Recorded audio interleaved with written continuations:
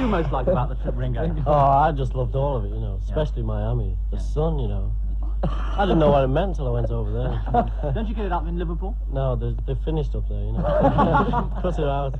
Coming up on Verse, Chorus, Verse. I already did this. I'm not doing it again. The Beatles are next. We borrowed a couple of millionaires' houses, Well, we did. You could afford to buy a couple of millionaires' houses, couldn't you? No, yeah. We'd sooner borrow them, it's cheaper. And we did a bit of water skiing. Well, sort of, anyway. Yeah, we had a great time. Did your wife enjoy it over there? Yeah, she loved it. Who? Don't tell him he's married. It's a secret. Oh, I'm sorry. I'm sorry about that. I didn't mean to. Welcome to episode 96, part 2. IMDL with me is... I just now realized that I can't say what I had written down. That would sound terrible. Racel Polio, how are you? What were you going to say? Racel Polio. Yeah, you can't say that. So how you doing, Rach? Good. Good. It's been a while. How have you been? It has been too long. Oh my gosh, there's a lot to catch up on. Right? Too much to catch up on right now. I know. But it's been good. I'm so glad. How are you? Glad. Nobody ever asks you how you're doing. Yeah, every team has a martyr, I guess. I'm doing well. It's true. The drink that I have been drinking, that I am almost done with, that we discussed in part 1 of this. Everybody out there, did you listen to part 1? If you didn't, you're going to have to go back and you're going to have to try again. You're going to be real fucking confused. You're going to think this is real silly. But the apple teeny I am drinking, I think it might be my favorite drink that I make. Ever. But I think a lot of that I'm sure the answer to this is yes, but I'll make you give me an example. And I hope it's not pumpkin spice. It probably is because you're a white woman. It's pumpkin spice. But Go on. The reason it's my favorite is because I only do it once a year. It's a November thing for me. October, November. Mm-hmm. It's favorite thing ever, but it's because you only do it for like a month. Oh, it's pumpkin spice. However, we did get some really good. Trader Joe's probably still has it, but they have this raw apple cider that's there, Apple cider. and that's good. Heat that up, put a little whipped cream, a little caramel sauce on top. Don't Fuck need me that, up. but Some yes. good stuff. Apple cider's a big deal. Some of them fall flavors. You know what else? It's a Thanksgiving thing is green bean casserole. That's another one of those things that like I never have until Thanksgiving, and then I'm like, what the hell? Why don't I eat this all the time? Like, people never did green bean stuff, so I hate green beans. Did your mom use the bag? You stick it in the bag and it just bastes itself? My mom doesn't cook. Okay, never mind. My grandma was all about Thanksgiving. She did the all day turkey in the oven basting. She was a fucking pro. What a lady. Yeah, she's good egg. Shout out grandma, who definitely doesn't listen to this. Hey. Probably better that way. Very much better that way. I've tried purposefully. So we do jazz episodes once a year, Sven and I. And I purposely tried to not swear on those so I can have... Because she can listen to them. And I always fail. I never do it. Yeah. My grandma doesn't know that this exists. Disown me, I think is the right. Wow. Not really, but she would be very, very ashamed. Yeah. Love her. Good lady. High expectations. A lot of grandparents, not a lot of grandparents. Some grandparents, they're like that. I lucked out in the grandparent department. I have incredible grandparents. Yeah. What are we doing today? We are half in the bin, as you can tell. I am a little bit buzzed. Become kind of a lightweight again. I really have not been drinking very much lately. Yeah, I've got my one eye is closed a little bit farther than the other. I'm feeling pretty good because we're talking about one of my favorite bands of all time, probably the best band of all time in the Beatles. Rachel, David. Question for you. Somebody comes to you and they say, the Beatles are the best band of all time. What is your response to that? Okay. Sure.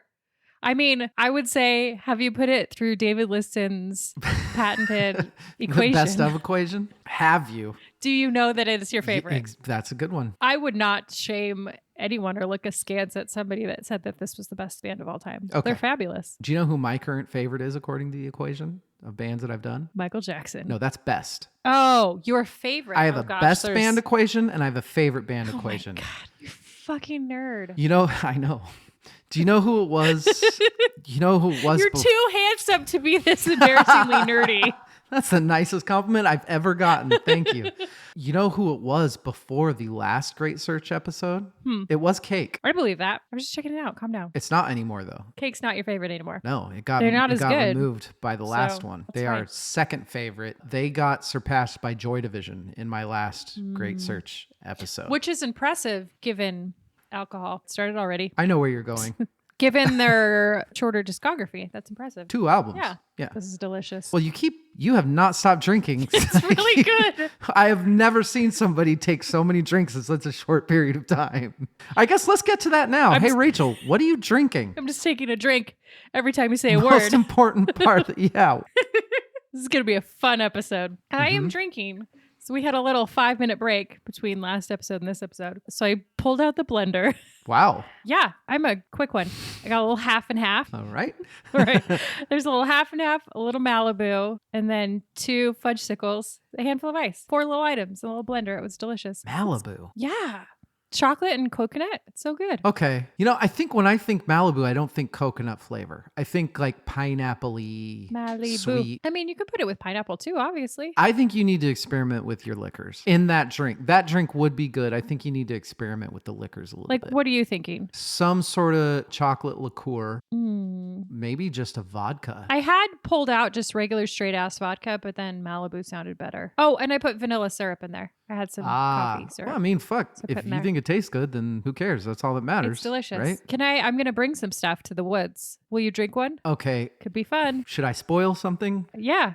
So Maybe. in the finale, I'm going to have something that's called. Yay! So somebody else might be bringing some Malibu and Otter Pops. I'm just saying. You should make a list and we could sign up like a potluck. Just don't bring food. We'll just survive on alcohol for 3 days. Can we Uber eat stuff? Can we have food? Well, no, you can bring Okay. food. Is there You're allowed. Is there food nearby? Like, could we all go together in some vehicle? There's and then so gather food? Crouch. Have you never been to Garden Valley? It's been like 100 years since I've been. So Crouch is maybe a 10-minute drive, maybe. Okay. And there's that- a mercantile there, and A mercantile. yeah. I mean, the town's called Crouch, Rachel. You're gonna get what you're gonna get. We'll go to the mercantile, get some Yes. craft dinner, Craft dinner. mac and cheese. Maybe I'll bring the food too. Jesus H. Rachel, David. John, Paul, George, and Ringo. Let's talk about one of my favorite bands that I just really love. Why your look made me think that I fucked up a name. No. You started talking about our episode, and I was like, we haven't talked about what we're drinking yet. You said what you were drinking. I know. You didn't say what you were drinking, though. So I still So have I'm my... not entirely wrong. No, you're right. We need to go back to that. Good job. Thank you. I am still drinking my drink from the last episode. If you didn't listen to the last episode, seriously, just go back and listen. It's about the same fucking thing. It's not going to make sense if you don't. Anyway, I'm drinking a homemade appletini. So it's not an apple pucker appletini. It's actual, I made my own apple liqueur with Granny Smith apples and Everclear and sugar and citric acid and all that stuff. I also do have, I'm taking a cue from Rachel. I've got a 2-town cider here. Yum. Mine is 6% alcohol, so I win. Ooh. Well, you weigh just a little bit more, so that balances out. We talked a lot about the Beatles for about an hour and a half. We're going to talk about them for another hour and a half. I'm super excited. If God came down and was like, hey, David, I'm going to give you a Saturday. What do you say we just sit down and drink apple booze and talk the Beatles? I would say, I must be dead and in heaven, God, because that's all I want out of life. So I'm very happy. We're doing it as much justice as we can, which, hey, probably ain't much. We're not historians. We aren't, what aren't we? Let's go over all the things we're bad at, Rachel. Bath. Oh, I thought you said bath. No, the country. Bathing. Bath. I'm terrible at bathing. No, the country bath. I'm horrible. If somebody was like, hey, where's Bath on this map? I'd be like, fuck, I don't know. In the first episode, we talked about the derivation. We talked about the creation of the Beatles, the Quarrymen, skiffle bands, all that really fun stuff. And then we got into introducing the Beatles and Please Please Me. And now we are going to talk about 2 albums. We are going to cover the Beatles every single year for a long time until we die. As we do that, we will go chronologically. There are 2 more albums that we're going to discuss in this episode that I do feel really captivate the early Beatles stuff, the pre-Hard Day's Night is what I'm going to say. Wasn't exactly a lot of time as far as transition. That's exactly what I was going to say is there's about 4 minutes between the last album and this one. So they released in March of 63, Please Please Me. And then this was in January, not even a full year. And then again, we're going to talk about their next album, which was released a couple days after that. Just they're all so smashed together. There's so much at a small period of time. We are going to talk about the Beatles, or who knows what the fuck we might end up talking about according to the beginning of this episode. Have you ever thought of professoring? Because I feel like you could rock a tweed jacket with some things and then like teach history of the Beatles. Yeah, if that existed. No, it's a thing. Did you hear? You listened to the video and there's the guy and his name is John. He's a teacher at Ohio. I would love to do that, but I don't think there's going to be a lot of money in it. Well, yeah. Here's the thing for me, Rachel. I know that the best things in life are free, but you can give those to the birds and the bees because I want money. That was good. That was a good transition. Let's get into the Beatles. We'll take a break. We'll be right back. Bye. The best things in life are free, but you can keep them for the birds and bees. That's what I want. That's what I want. That's what I want. That's what I want. The Beatles. We are back, everybody. Let's keep talking about the Beatles. Meet the Beatles, which came out in January of 1964. They recorded it at EMI in London. It is a super long, super in-depth 26 minutes. Meet the Beatles ended up being a Capitol Records release, and it was produced by the George Martin. Funny thing, this is a side thing, but it is about the Beatles. The Beatles, just as we're talking, yesterday, re-release of Revolver, the deluxe edition came out. Oh. Yeah, it's all this extra shit. I was talking to my uncle, who's a big Beatles guy, about this new thing where vinyls are being re-released and these deluxe editions, and you get all this extra shit. They're just expensive. I have a problem with them. I think that it's like today's greatest hits. Mm-hmm. It's all just a big money making thing. My uncle had the best quote when I asked him about Revolver's deluxe edition, will you buy it? And he was like, here's my thoughts on that. The original Revolver, was Martin and Lennon and McCartney's version not good enough for you? Mm-hmm. You need something better than that? Yeah. I think this is a spectacular point of view. 5 discs. Yes. That is so many discs. Yes.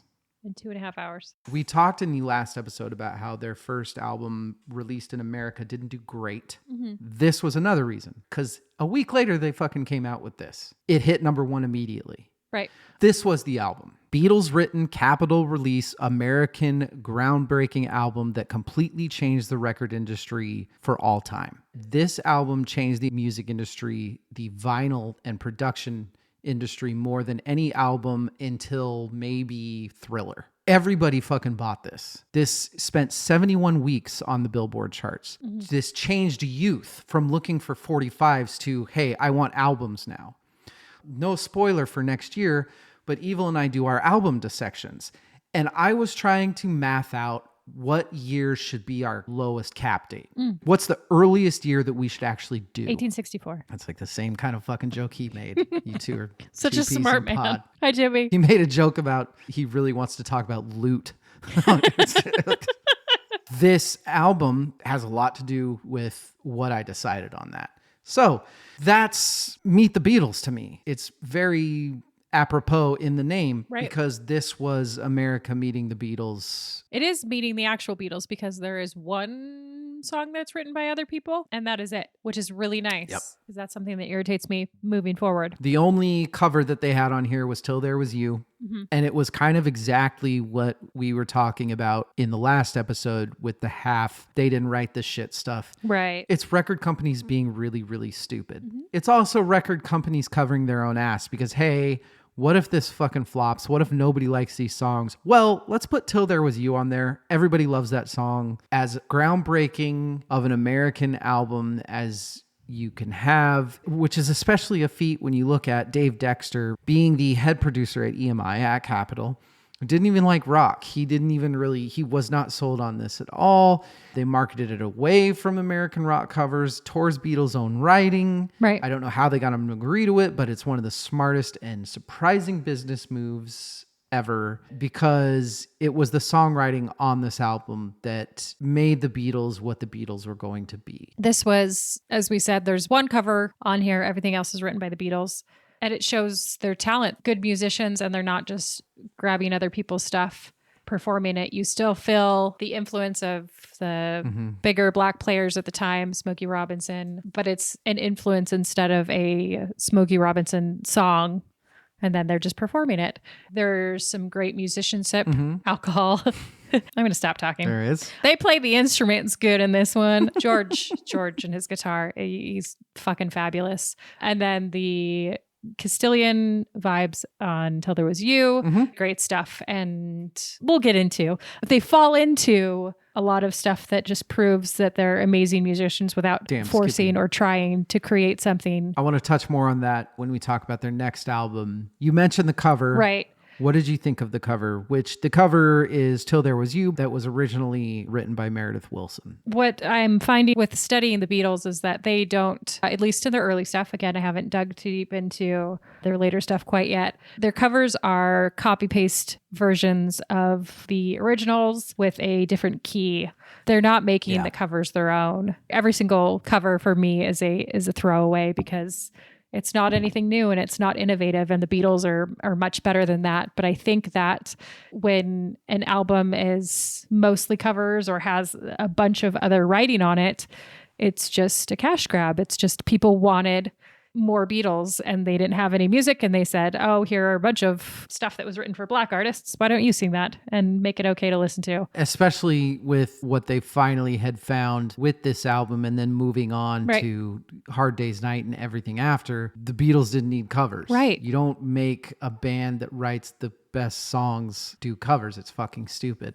And that's not even, I don't even love this cover. Till There Was You. It's whatever. All of the covers that the Beatles do are not my favorite version of the song. Oh, 1,000%. But let's talk about that in the second album. The good thing is for Meet the Beatles, you have the Beatles writing their own songs on 93% of it. Yeah, all but one song. It all starts with I Want to Hold Your Hand. That was written specifically for the American market. Dave Dexter was really worried. So was George Martin, actually, about releasing it in America and how it would work out. And it just happened to be one of the most brilliantly written songs. This is the song for me that when I was a child and I had gotten that Passmaster CD I talked about in the first episode, go back and listen to that. This was the song. I referred to a song that came on. Obviously, I had heard I Want to Hold Your Hand before, but I hadn't concentrated on it. And man, that G to E minor hits. Paul and John go down to that B7. I think you'll understand. It's this huge, major, poppy, happy radio song that all of a sudden has this single bar of hard-hitting dark minor that immediately lifts. I've been listening to that song for 30 years and it still gives me chills. It's just so brilliant. I melted. But that's another thing about the Beatles is that that's a really good example where you're showing that they're accidentally falling into these genius things that they're not aiming for, but it makes it so different from regular ass pop music that I don't want to say the Beach Boys because I haven't studied the Beach Boys enough to really bash on them. I think of when the Beach Boys is just this boring ass white girl music, and you would think that with the Beatles, but when you really sit down and listen to their music, you can see that they're real artists and they're not just guys playing instruments that just happen to all look alike because they have the same haircut, the same suit on. It was massive. It was humongously massive. Radio DJs all around America had gotten illegal pre-released copies. They were playing it on the radio everywhere. Capitol's dumbassedness tried to sue radio stations, DJs themselves for playing. For the free publicity. Exactly. They're so fucking stupid. In the first 3 days alone, 250,000 copies had already been sold. 10,000 copies in New York City every hour were being sold. That's insane. You have to think of 10,000 albums being sold. You have to think of that many albums being sold. And it's not on social media. Yes. People aren't talking about it. It's not on Spotify. This is all newspaper, radio. That's the only way this is being communicated. And the fact that that much is being sold in such a small amount of time. 10,000 copies an hour in New York City. It is insane to think about. This is another change to the record industry that was completely unheard of. Capitol was so overloaded by demand for this album that they contracted pressing copies to Columbia and RCA, direct competitors. They paid them to fucking press these for them. That's how much demand this album ensued. It's not by accident. It wasn't just the right place at the right time. These songs are incredible. I Want to Hold Your Hand is an incredible song. I Saw Her Standing There, Right. which this is another reason why Introducing didn't do as well, because this song was also on Meet the Beatles, which was bigger. To me, if I'm Right. young, if I'm a kid in the fucking 60s, I've got money to go buy an album, and I've got the choice between Introducing the Beatles or Meet the Beatles, where I get I Want to Hold Your Hand, I Saw Her Standing There, it won't be long, all I've got to do, all my like, it's no fucking question. Then you just find a single, a Twist and Shout, Yeah. and you're made. It's got all the good stuff. We already talked about I Saw Her Standing There with the last album, which is incredible. I have thoughts on This Boy, but I think unless you have specific thoughts about him, this song, I kind of want to wait on that theme until we talk about the next album. The boring ass ballad Kill the Album That song. Yes, but that's a good point because it does. It does. You have these two amazing bangers, and then you put in This Boy, which is not a great song, and it's also slow and boring. And then you go into It Won't Be Long. Exactly. It's just like this weird intermission. Doesn't need to be there. This Boy is this weird doo-woppy, I don't know. There were certain songs that the Beatles wrote, very of the times, that I didn't love. Right. Still think it's good. The albums that were coming out at this time. Oh, do it. Yeah. So this album, or This Boy, you had said it was very much of the times in the early 60s. So I covered November. This came out in January of 64. I covered November 63 to March. So about 6 months-ish time. We have Phil Spector's Christmas album, which was sold Good so old many Phil copies. Spector. I can't even count that high. Good old Phil Spector. Beatles UK came out in November, just right before that. Bob Dylan, Times They Are Changing. That's kind of what I wanted to hit on, is that was a very folk album, and that title song, a very folk song, set the stage for that vibe that hit mid to late 60s of peace, love, and Woodstock. You know what you should do? And what? You should take Times They Are Changing, the album, put it on for Trevor, and you should say, hey. Fun story. I put this on for Trevor this morning. Did you? I did. Tell me more. While I was reviewing these albums this morning, he knew the time period. I said, forget everything you know, kid. Times They Are Changing. When did this come out? He said, I don't know, late 60s, early 70s is what it sounds like. And it very much did. He was looking forward in that folk music. And this album, this Beatles album, is towing the line, pulling in still some of that doo-wop and that Smokey Robinson music, but also looking forward into the rock and roll, but also folk music that they would move into later, and that would become more popular moving forward. It's not our fault. Trevor, for example, thinking that this was late 60s. Right. Ever since the fucking 70s, any movie, any Vietnam movie or a Forrest Gump type thing or something like that has to do with the late 60s civil rights, Times They Are Changing plays. 1000%. Yeah, And you're right. This was actually written 7 years before that. Yeah. And that's just the brilliance of Bob Dylan. Not the brilliance as a musician, the brilliance as a person. Right. You write what you know, and that's what he knew. Times were a-changing, Bob. Good job. Where the fuck were we? We were in the middle of the albums being released at the time. It won't be long. Yeah. Yeah. So It Won't Be Long. Yeah. It's such a, oh my God, I love this song so much. It's simple 60s rock. It's so fucking amazing. The desperate plea of call to the lead singer, followed by that amazing Harrison guitar riff. It's just such a well-written rock song. Yeah. And they just had so many of them on this album. It's incredible. There's such a good mixture, like I said, of there is some good rock stuff, but there's some good doo-woppy sounding stuff, and there's some good folkish sounding stuff. There's something for everyone on this album. You've got songs like Little Child, which I don't know why I always bunched in Little Child with, what was the cover? Till There Was You. I feel like the Beatles always did this where, look, they knew that Lennon and McCartney were the Beatles. the songwriters. Right. But they were always going to give Ringo and George some play. You've got Don't Bother Me, Right. which is, this song's cute. George Harrison was such a fucking lovable, he was so, what's the word? Lacking in self-confidence. Right. Well, this He is a perfect really song for him. Yes. He really wanted to be the dark artist. He wanted to be a John Lennon. He wanted to be a mysterious, Right. but he wasn't. He was fucking George Harrison.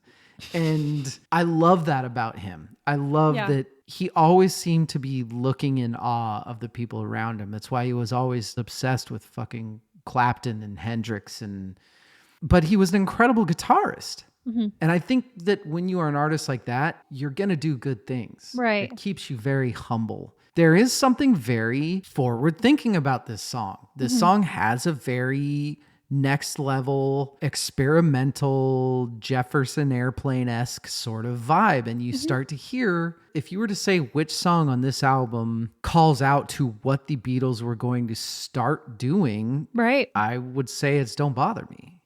And you have, these lyrics are negative compared to everything else they're singing about. Happy, love, hold my hand, blah, blah, blah.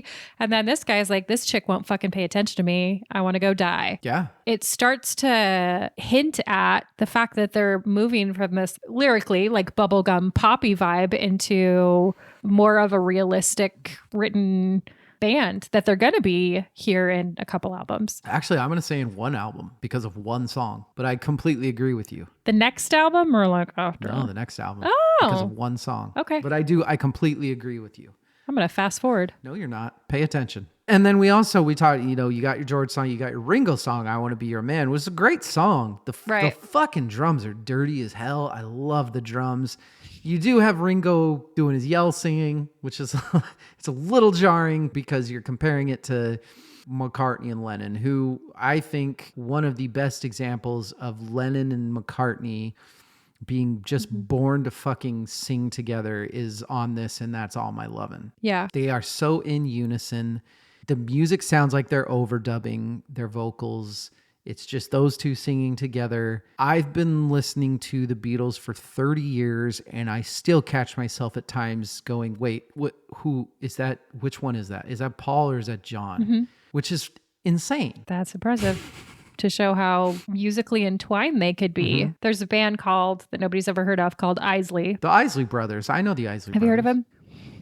Isley. They toured with... Are they country? No.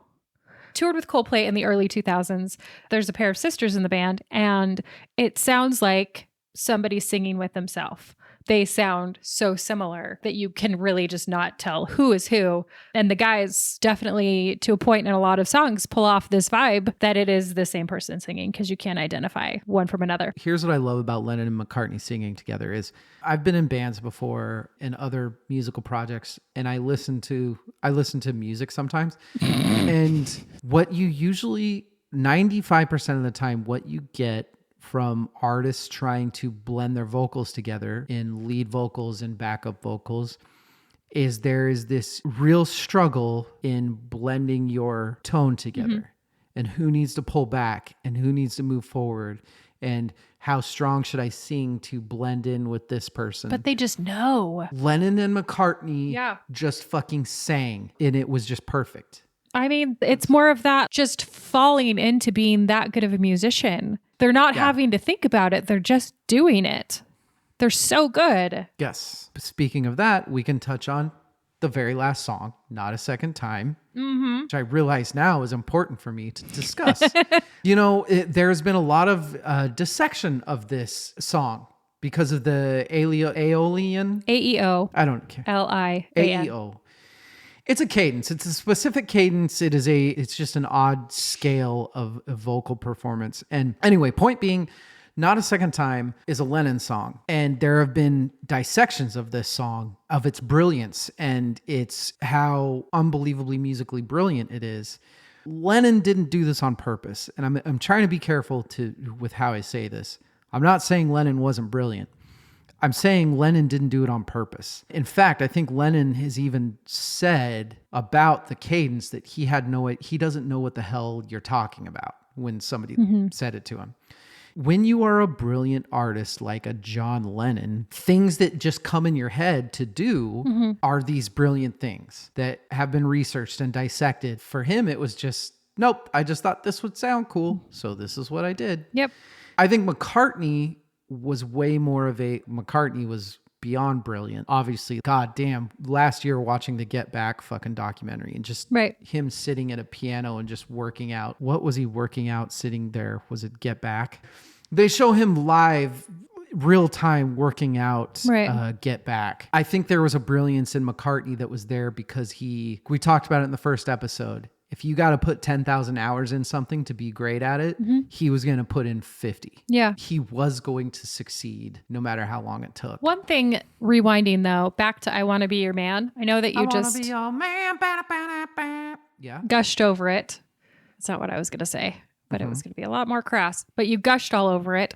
Back to John Lennon being sassy, had said, this was a throwaway for him. There's only 2 versions of the song. There's Ringo and there's the Stones. And he said, that shows how much importance we put on it. We weren't going to give them anything great, right? He didn't really care about this song.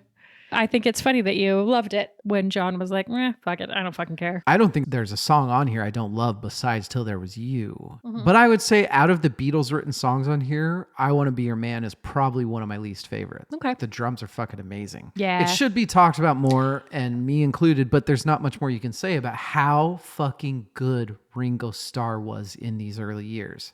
And I'm not saying he got worse. I'm just saying in that time, the type of drummer he was, the type of band that the drummer he needed to be for this band, he was perfect. I think with the drumming, not to shit on the rest of his drumming in any way, I think when he was given lead vocals of something, you're just going to want it to be the most fabulous song in the entire world if it's your song. Maybe he's putting a little bit more into his drumming on this one because it's his song and not everybody's song. What's your John Popper award for Meet the Beatles? I Want to Hold Your Hand. Is it? It is. That's shocking.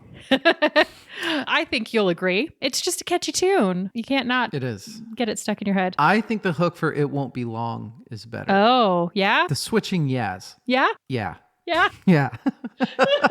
Sorry. Thank you. Acting. Thank you for that. Eddie, Eddie Van Halen. what's the Eddie Van Halen award? I loved George's country guitar riff in All My Lovin'. It's really good. It was really good, and it was a very different vibe for him on this album. Yeah. I hadn't heard anything like that.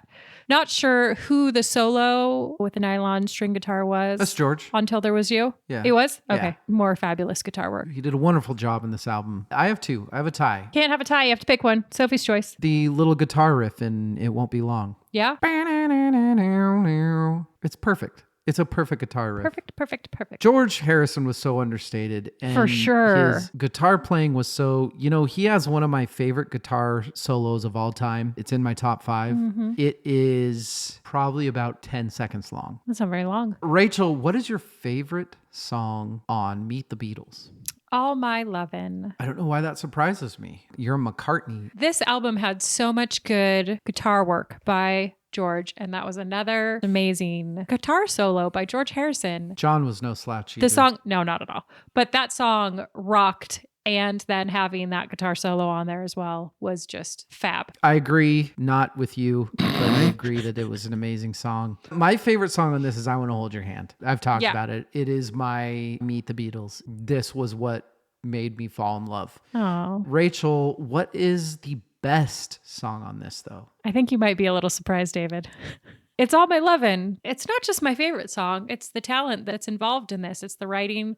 It's the guitar playing. Again, it's just an all-around fabulous song. I think that about It Won't Be Long. I think the vocal performance, every single instrument's performance, the writing, it's just fucking brilliant. Yeah. It's so well written. Rachel, after dissecting this album, after listening to this one, did your impression of the Beatles change? Yes, I do think that because, again, we had one cover on here. This album showed more of their talent. There wasn't a ton of time between the last album and this album, but you can see a little bit of the evolution, and you can see them moving out of just the straight up rock and roll. I think this is a much, much better album than introducing the Beatles or Please Please Me. They had figured out their production, their songwriting. They actually got to write how to best handle them as tracking artists. My big takeaway for this album is people forget how groundbreaking this one was. When people talk about the Beatles, they talk about Sgt. Pepper or Abbey Road, the White Album. People don't mention Meet the Beatles, not just for the music, but it changed an entire industry. That's Meet the Beatles. Yeah. We have one more album to do, and then we've got some finishing touches, I will say. We're going to take a break. We'll be right back. It's a rocky little record, one hot jockey to play. Roll over the Beatles, you gotta hear it again today. You know my time is pressure's rising too fast for the fuse. We are back. The Beatles' second album was not their second album. Rachel, what did you think about the Beatles' second album? Give us some first impressions and some facts and some thoughts. First of all, not their second album, which you just said. At all. Which is really confusing. Mm-hmm. The Beatles' second album, released by Capitol Records April 1964, debuted at number 16 and replaced Meet the Beatles at number 1 on the Billboard Top LPs in the United States the following week. It stayed at number 1 for 5 weeks and in the top 200 until May 1965. It sold an astounding 1.6 million copies by December of 1964, which is insane to think about at the time. Certified gold, April 1964, 2 times platinum, January 97. And they only have writing credits on 5 out of 10 of the songs on this album. I wrote down, I have a feeling I am not going to like this. They are making me hate cover songs, the Beatles. This was the second album we got out of them in the United States, thanks to Capitol Records. Thanks, Capitol. It was a big deal back then since this was a cash grab for Capitol Records. America didn't have the European 45s of singles everywhere of, oh shit, the Beatles have a rendition of Roll Over Beethoven. Let's go buy that single. Americans didn't have that. Yeah. So this was basically an album for that call. It was 3 months after introducing the Beatles. All this shit was just plowed out immediately. This one was 2 months after Ed Sullivan. This was the first American release after the show. So yeah, it sold incredibly well. They also did a really good job with the cover. They made it this very official, even though it wasn't. It's the Beatles' second album, even though it wasn't even, it was completely compiled of old recordings. They didn't record anything for this album. It was all pre-recorded. What are you drinking? Oh, it's just a hard seltzer. It's just spicy. Who makes that face with a hard seltzer? It was spicy. I've been drinking a milkshake. Spicy? The carbonation. Oh, carbonate. Carbonation. That's not spice. You started to touch a lot on the last one, or should I respond to it? There are so many covers on this album. Covers, songs that Chuck Berry wrote and Smokey Robinson and Richard Penniman. A lot of this album was very much playing into the cute, safe white dudes. Right. We can play the black written music and it'll sell. Yes, this was a really frustrating album for me to listen to in that way because we just had this great album. One song was a cover. There are no other writing credits on it. This album, 50% of the songs are written by other people, and a lot of them are just black artists. You have a cover of Roll Over Beethoven, which is a not as good version of the Chuck Berry version. You Really Got a Hold on Me. Smokey Robinson does a much better version of that. Devil in Her Heart, that was not good. The version that is written by Richard Drapkin. Right. It's recorded by a girl group called the Donnays. They have 2 songs on Spotify. One of them is this song, which has 500,000 listens. Their other song has like 29,000 listens, which is nothing at all. Oh, careful. Comparatively. I was kidding. I was making a joke about how many listens we have. Oh, they are much more popular than we are. We have more than 29,000 listens. But not more than 500,000, which is what this song has. But you just wait till next year. Their version of this song, Devil in Her Heart, is fucking fabulous. If you listen to it, it's Devil in His Heart. Yeah, it switches. It has these Amy Winehouse vibes of that doo-wop that she was trying to pull into her music. And it's just this fabulous version. And then you listen to the Beatles version and you're like, this is pure garbage. And I love the Beatles, but comparatively, man, they just took something that was beautiful and just made it a more boring version. That's a lot of this album. That's a large part of this album. That's 50% of this album. It is. It is. If anybody can look at me with a straight face and say that their version of Roll Over Beethoven's is better than Chuck Berry's, right? You don't know what the fuck you're talking about. One other thing I kind of want to talk about is, and maybe you can help explain this to me. So a lot of these covers, let's talk Long Tall Sally. How many times was this redone? Little Richard, March of 56. Elvis was like, I can do that better. September of 56. Then the Kinks, February 64. And then 2 months later, the Beatles come up with it in April of 64. Why do people think that they can do better versions 2 days after something else was released? I'm glad you asked. Okay.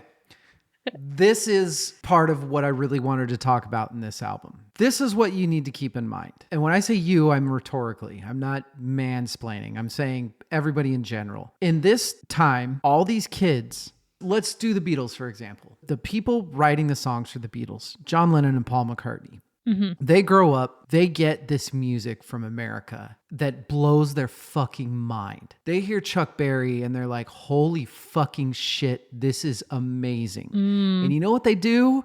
They start a band. And when they start a band, you know what they do? They cover their songs because that's what everybody that starts a band does. That's what I did. 100%. That's why I was playing Basket Case by Green Day when I was 13.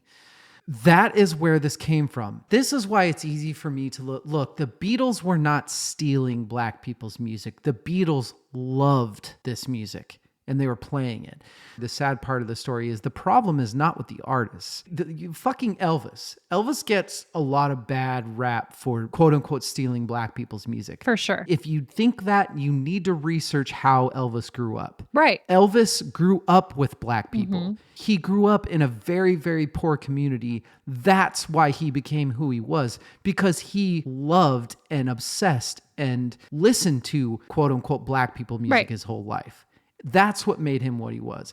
It is not the artist's fault. It's society's fault that it just happened to be the white people that started making it that got huge. So when you have these songs like, we'll say Long Tall Sally, you were saying, like Long Tall Sally. Right. Little Richard comes out with it. He wrote it with, I think, 2 other people. It's fucking amazing.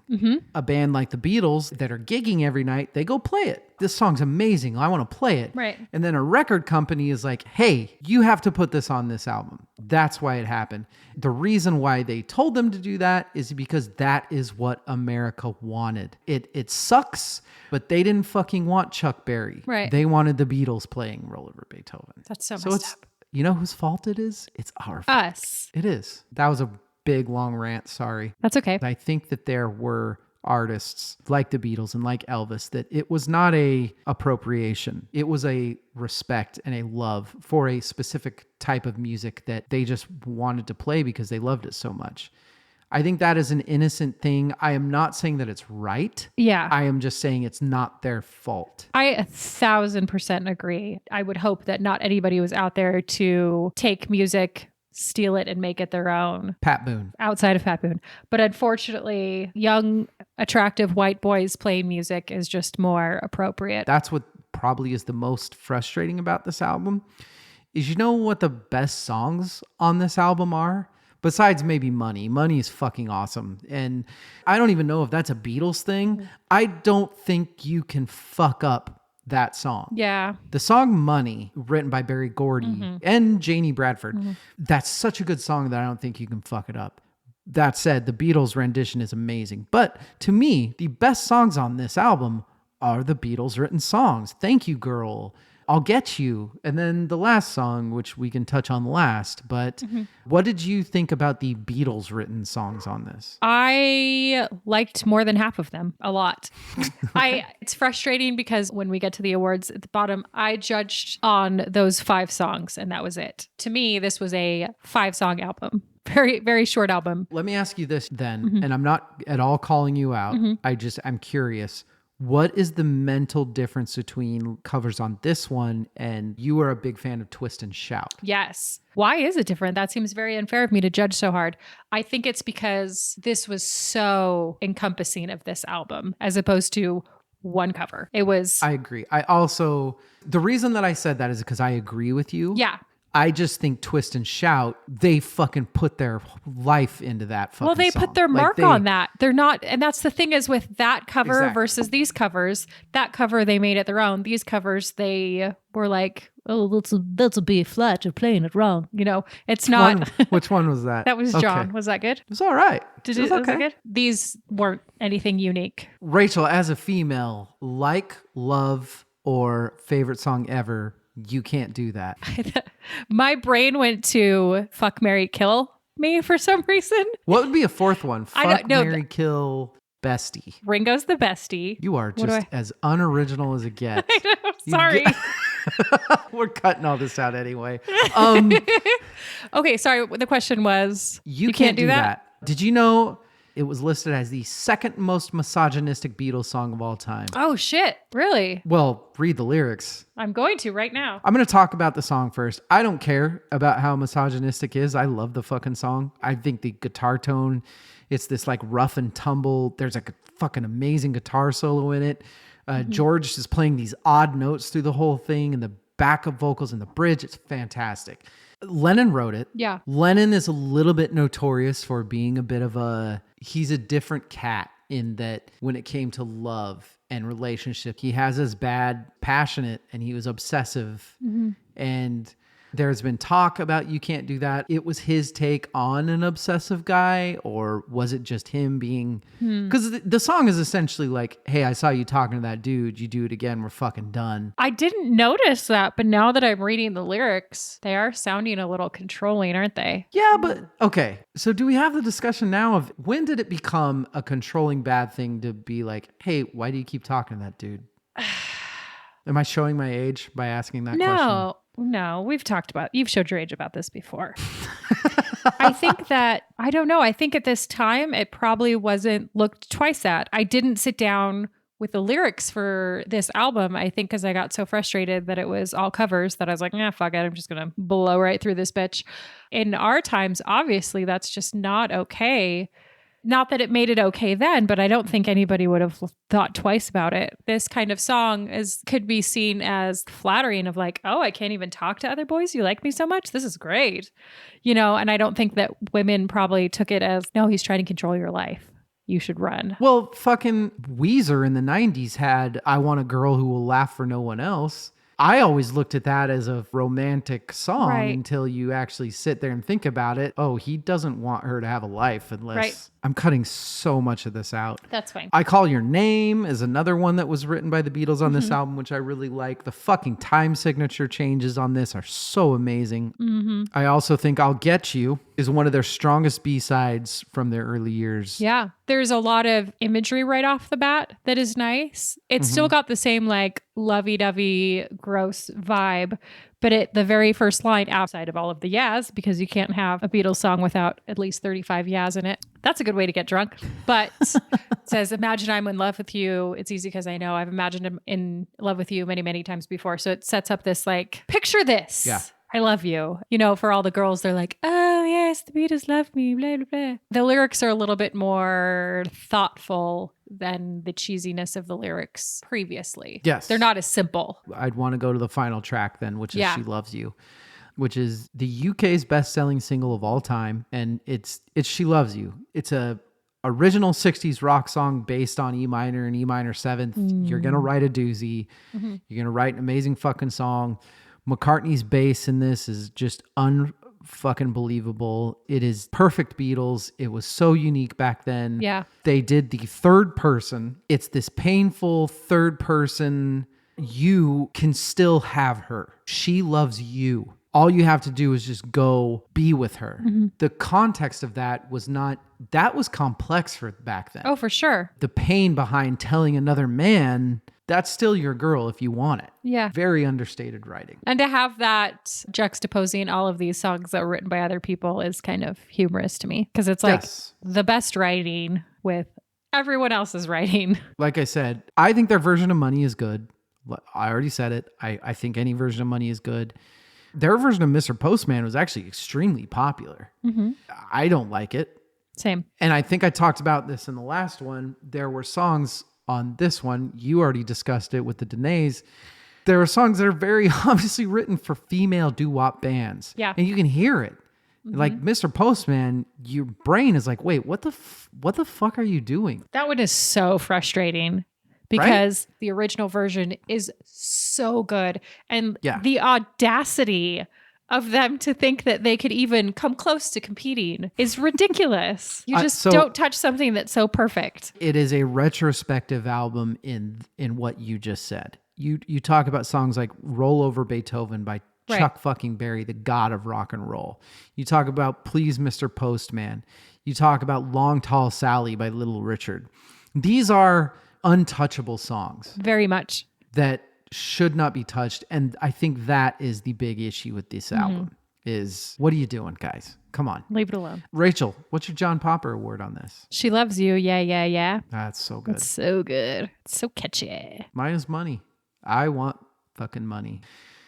What's the Eddie Van Halen award? I put Lennon's harmonica work on Thank You Girl. And again, I'm judging this off of just the Beatles written, no covers. So if there's gotcha. stuff that's really fantastic musically, they can suck a dick because, hey, just kidding. Come on. I went with basically the entire song of Long Tall Sally. It's no Little Richard, but Paul McCartney's killing it. The guitar is amazing. There's a lot of great musicianship on this. Rachel, what is your favorite song on the Beatles' second album? She Loves You. Yeah. Yeah. Mine too. It is the best song on the album. It is one of the best Beatles songs of all time. It's incredibly well written. Yeah, it's that E minor, baby. It's such a well written song. Yeah. Rachel, what is the best song on this album? I did She Loves You again. Yeah, what the Which I fuck? don't feel like it's cheating because, again, It's I'm judging not. off of It's 5 fine. songs. What did you pick? I wanted to go that. I put Money. I think it's incredible. They didn't write it. Third album, Beatles' second album, whatever the stupid hell you want to call it. Did your impressions change after this album? I want to say no. And I only say no because I'm sure they had very little control over what they were allowed to put on this album. Because if they had all of the control in the world and decided to not write an album and just record some stuff that they had done covers of, performing when they were young, that's really embarrassing. You're not an artist if you're just copying other people's work for 50% of your work. Yes. A cover here and there, there's nothing wrong with that. 50% of your album being covers is a money grab. I am glad you said that because you are right. The Beatles and their producers had nothing to do with this album. Yeah. Nothing. This was an American Capitol release of compiled shit that they had already recorded. From the shit that I read, they barely even knew that this was coming out. They had nothing to do with the release. So I think that plays a big part in it. It's sneaky to me. It's easy to write off because it's basically a compilation of what they had done. But the fact that this album ends with She Loves You, I don't know whose decision it was to put that on and put it where they did, but it's such a good song. And it's one of those songs too that I feel like there are certain songs that bands write that I feel like should have other bands at the time hearing and being like, oh, fuck. We are so behind the 8 ball here. She Loves You is one of those to me. That's my takeaway. Other than, this album, it doesn't feel like a Beatles album. Yeah. We've got some final awards and categories. We've done the albums that we need to do. We're going to do some awards and categories. This is our first stint with the Beatles. We've covered the early Beatles. We've gone pre-Hard Day's Night. We've gone the fucking Quarrymen. We've done what we can do. Rachel, a very simple question for you. Up to now, are the Beatles overrated? I would say today, no. If I asked your good friend Elaine, probably. That question depends on your age. For us, it wasn't thrown in our faces. We were allowed to discover it. And so in that way, for me, they're not overrated. I don't think they're overrated. Shocker. I know you Weird. didn't see that coming. I did not. Even really taking a month or however long I took to really research for this, if anything, I have more respect for them because I do feel like they were trying to wade through so much record label bullshit Right.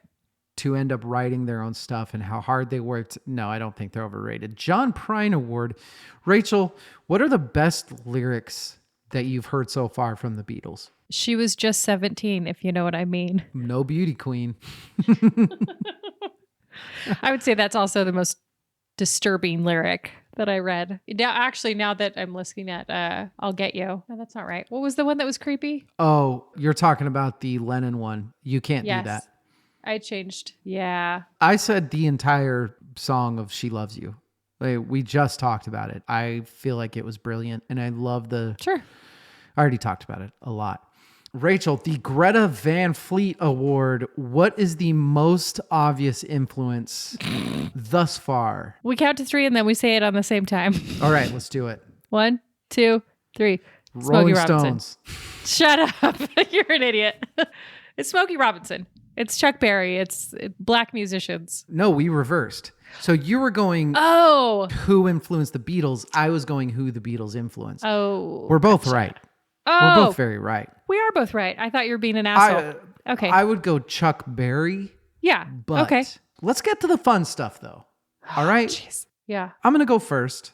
Age Before Beauty. Band's top 5 songs so far.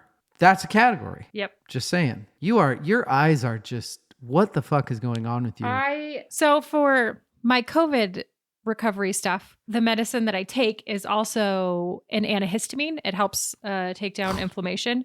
And so I ran out like 2 days ago. Oh. I just haven't gotten time to go to the store, and my eyeballs are like on fire. Yeah. My cocaine You're doing a addiction lot is of showing rubbing. because My top 5 favorite Beatles songs of all time. on these From 3 albums. 64 Right. or earlier. Love Me Do is my number 5. Mm. I Saw Her Standing There is my number 4 because she was just 17. My number 3 is She Loves You. I don't have more to say on these. We've talked about all these songs. Right. My number 2 is It Won't Be Long. Yeah. You all listen to this episode, right? So you probably know what my number 1 is, and that's I Want to Hold Your Hand. Yeah, you did. Not a lot of surprises on here, I know, but when you're dealing with early Beatles, you're not going to get a lot of surprises. The surprises are going to come in a couple albums. That's when the weird shit's going to start happening. Rachel, what are your 5 favorite Beatles songs so far? So we have a couple similarities, but we have a couple not similarities at all. Here's where you're wrong. You're wrong. Number 5, I Saw Her Standing There. That's my 4, so we're close. Number 4, I want to say All My Lovin'. Okay. Number 3, something we didn't really touch too much on, P.S. I Love You. Oh, we didn't actually. Yeah. Love that song. That was fabulous. That's a good song. Number 2, She Loves You. Number 1, even though it's a cover, Twist and Shout. Wow. Really? Yeah. Holy shit. Yeah. That one, I mean, you can't. That's the first imagery of John just slaying it being and beat, yeah. what was to come. No, that's a great answer. Rachel, who is your favorite Beatle so far? And why is it John Lennon? It's John because he's so handsome and bad. He's so dangerous. Who's your favorite Beatle? Ringo.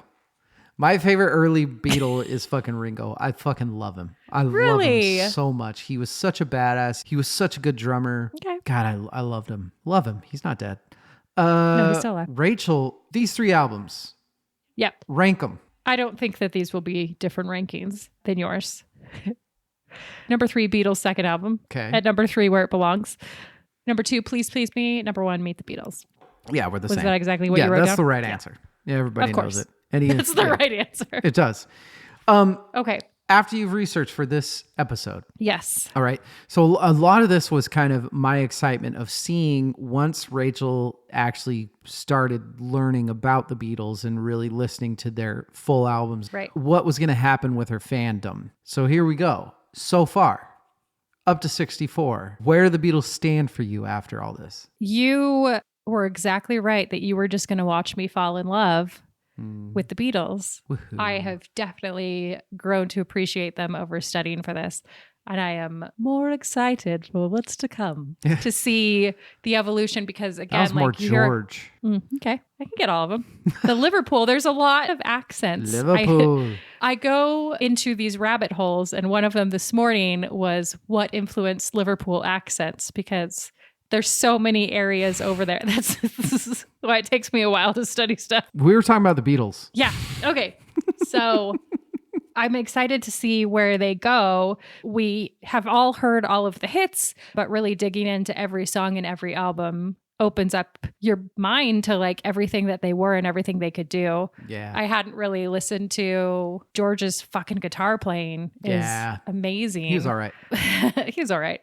Paul and John, their ability to sing together and meld their voices into this one beautiful voice. There's so much of the Beatles that people don't really think about or appreciate. And I'm excited to see what's coming up next. I love that. You know what you're doing. I'm doing one of the worst analogies you can do for a music podcast is probably a sports analogy.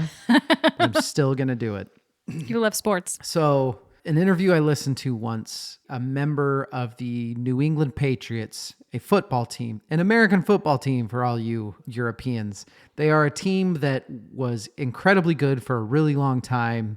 And this guy was asked, why is it that this team is so good? What is it that has made this team so good year in and year out?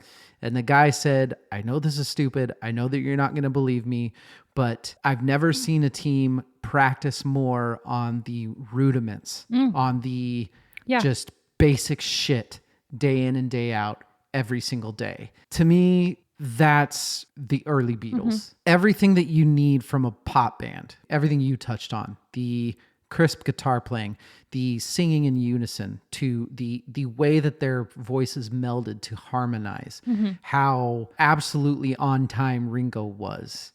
Everything that you have to have a really good pop band, they were perfect at. And that's early Beatles. Yeah. Did we do it? We did it. Join us next week for our last episode before we are all hanging out together live. Holy shit. Not live. All hanging out together in person. It's definitely not going to be live, I hope. Next week's episode, what did we miss this year? Gee, Rachel, how many albums did we miss? At least 82. We are covering 20 albums. We are also covering more than 20 albums. We've got a couple little extras in there for you. It's going to be a long episode. It's going to be a good episode. Maybe.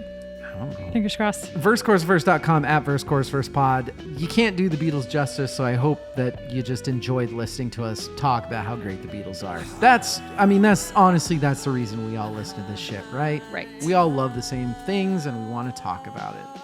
You have any takes about what we think about the covers and everything? Write me. Let us know. We'll talk about it at the finale next year. Woohoo. Rachel, thank you so much for joining me for an entire fucking day. Yeah. I very much appreciate it. I think we did good. I'm glad you think that we did good. High five. Pearl Jam, high five.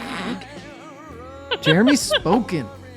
Good night and good luck. You can syndicate any boat you row on.